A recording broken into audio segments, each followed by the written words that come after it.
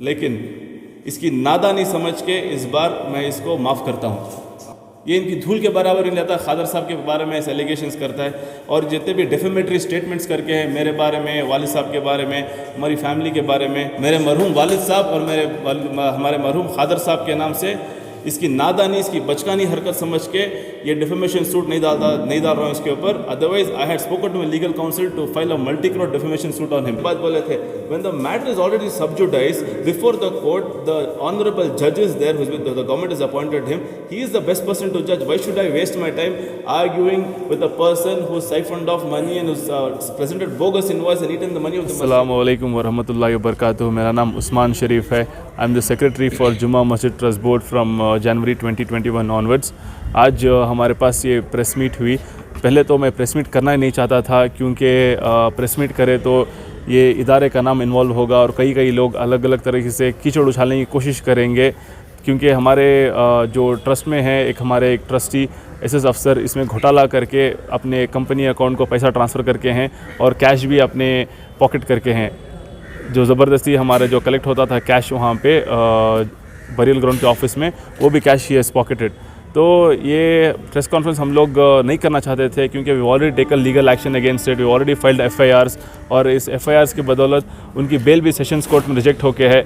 तो एक कदम आगे जाके इनकी साजिश हुई थी कीचड़ उछालने के लिए जुमा मस्जिद ट्रस्ट बोर्ड पे। ये लाके कोई प्रेस क्लब में बैठ के बड़ी कॉन्फ्रेंस करके कुछ बेकार की बात करके, एकदम बेसलेस एलिगेशंस करके हैं, जिसके पास इनके पास कोई दस्तावेज़ नहीं है। पूरा एकदम जो भी रखे हैं, जो कोई बोलते हैं 200 पेज का झूठ है, उसके सिवा दूसरा कुछ नहीं है। क्योंकि every single payment which has to be paid is paid unanimously by the approval of the board. कोई सिंगल ट्रस्टी ऐसा अपना पेमेंट नहीं कर सकता। तो जो एफआईआर नंबर 1 है, एफआईआर नंबर 1 में हम लोग जेसी नगर पुलिस स्टेशन में एफआईआर करके हैं इनके ऊपर कि जो कब्रिस्तान में जो कोविड के दौरान जो एक्स्ट्रा कैश कलेक्ट होता था, जो पूरा जेसीबी को और खुदाई वालों को देने के बावजूद जो पैसा बचता था, ये एक्सेस पैसा जो बोर्ड को देना चाहिए था, ये बोर्ड का पैसा अपने पॉकेट में लेकर गए हैं आके। टोटल कितना? टोटल इसका तकरीबन मैन्युअली काउंट किए तो 1700 बॉडीज़ हैं इसमें, लेकिन as per the record 896 bodies हैं। तो तकरीबन 13,85,000 का ये पैसा पॉकेट करके घोटाला करके हैं कब्रिस्तान में। तो इसके बाद हम लोग इनको डिस्कशन के लिए बुलाए, तो एकदम बेकार के स्टबन ईगोइस्टिक बातें किए। तो हम लोग जो हमारे पास डॉक्यूमेंट्स थे, ये लेकर हम लोग हमारे जो जुमा मस्जिद ट्रस्ट बोर्ड के पैनल एडवोकेट हैं इनके पास पहुंचे। तो as per his advice we have filed the FIR for further investigation, और इसी बेसिस पे ही is not producing himself before the investigating authorities and his bail has been rejected by the sessions court.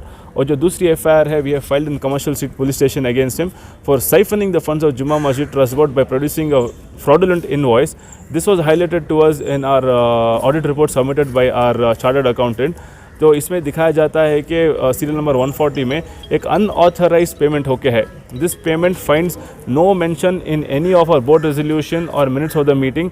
कोई भी हमारे board resolution या minutes में mention नहीं होके है कि इनकी जो सो कॉल्ड कंपनी है, सेल्फ क्रिएटेड कंपनी है, सेल्फ प्रोक्लेम्ड कंपनी है, नहार टेक्नोलॉजीज प्राइवेट लिमिटेड को पेमेंट किया जाए। किधर भी इधर मेंशन नहीं होके है कि इनके कंपनी को पेमेंट करना है या इनके पेमेंट कंपनी को ऑर्डर देना है। वो 92,000 करंट के, हाँ, और उसके साथ साथ ये करके हैं। और जब हाईलाइट करके हमको हाईलाइट हुआ ये इशू, तो हम लोग चेक किए कौन सा इन्वॉइस है। जो इन्वॉइस है कि invoice itself is a bogus invoice. ऐसे नाम की कोई कंपनी नहीं है जो नहार टेक्नोलॉजीज प्राइवेट लिमिटेड बोलते हैं। ये लिमिटेड कंपनी ना तो मिनिस्ट्री ऑफ कॉर्पोरेट अफेयर्स में है, ना तो रजिस्टर ऑफ कंपनीज़ में है, ना इनका कोई इनकॉर्पोरेशन सर्टिफिकेट है। एक बेनामी कंपनी, बेनामी भी नहीं बोला जा सकता, एक फ्रॉडुलेंट कंपनी का इन्वॉइस दे के मस्जिद का पैसा खा के है ये आदमी। और सेकेंड चीज़ आके एक वन ऑफ द टेनेंट्स हमारे सूर्य नारायण शेट्टी करके हैं, इनके ऑलरेडी टेनेंसी एक्सपायर हो गया 2018 में, and it is a case of subleasing. ये किसी और को सबलीज करके पैसा एक्स्ट्रा खा के ये कर रहे थे। तो इनको नोटिस इशू किया गया इनको। तो इनको नोटिस इशू करने में डिस्कशंस में हम लोग, हमारा board in its all wisdom and knowledge decided in the month of February that we have to file an eviction suit against him, और इनके पास रेंट कलेक्ट नहीं किया जाएगा। इसके बावजूद एसएस अफसर, जो आदमी जो बोगस इन्वॉइस देता है, अपने आप को एक फाइनेंशियल स्ट्रैटेजिस्ट बोलता है और बोगस इन्वॉइस सबमिट करता है मस्जिद को, ये आदमी आकर he has misrepresented himself as a secretary, signed in the receipt vouchers, और 90,000 से ज़्यादा उनके पास वसूल करके है। और भी आपके ऊपर एलिगेशन लगाए, उसके बारे में क्या कहेंगे आप? मेरे पर जो एलिगेशंस लगा के हैं ये तो एकदम मैं समझता हूँ इनकी नासमझ है, इनके बचपना है जो ऐसे बेकार के एलिगेशंस करके है. एवरीथिंग इज़ बेसलेस और everything can be proved with documentary evidence. Okay, ये कोर्ट का ऑब्जर्वेशन ज़रा बता दीजिए. वो पेपर सर हैं फिलहाल he is absconding and he is not producing himself before the law authorities for investigation. और इनकी बेल भी सेशंस कोर्ट में रिजेक्ट होकर है फॉर द फॉलोइंग रीज़न. जो स्ट्रॉन्ग रीज़न है और जो जज का मैं जो साइटेशन कोट करता हूँ यहाँ पे, that the offence alleged against the petitioner here are under sections 403, 406, 409, 420, 427 IPC. Among these offences, the offence under 409 IPC is serious in nature. The gravity of offence is such that they would attract serious punishment. However, there is a specific allegation with regard to misappropriation of money and criminal breach of trust.